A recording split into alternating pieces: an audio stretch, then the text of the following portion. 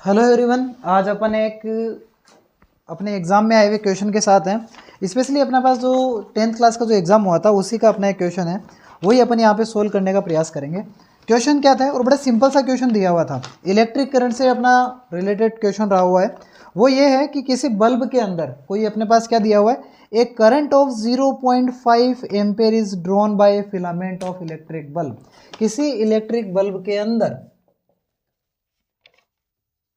Flow होने वाली current वो कितनी दे रखी है, 0.5 एम्पियर। ओके, आगे क्या दे रखा है, flow for the 10 minute, 10 minute के लिए ये फ्लो की जाती है। तो टाइम आपको दिया हुआ है, वो कितना दिया हुआ है, 10 मिनट।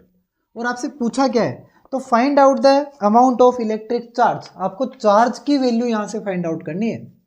तो आपको पता है कि जब अपने को चार्ज निकालना है तो एक सिंपल सा अपना कॉन्सेप्ट रहता है, इलेक्ट्रिक करंट की डेफिनेशन ही क्या है, the rate of flow of charge I equal to Q by क्या रहता है बेटा, टी। तो यहाँ से क्यू का मान निकालना है तो कितना हो जाएगा, आई मल्टीपल ऑफ टी।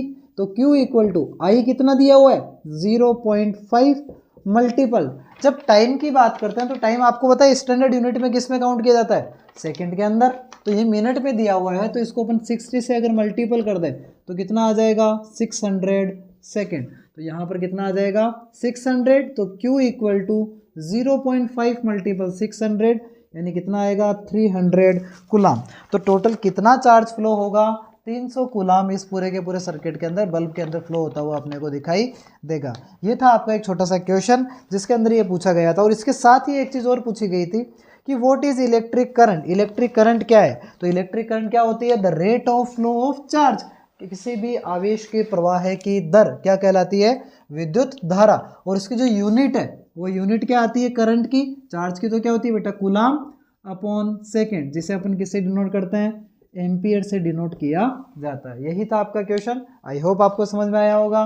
बाकी मिलते हैं नेक्स्ट वीडियो में। Thank you, have a nice day student.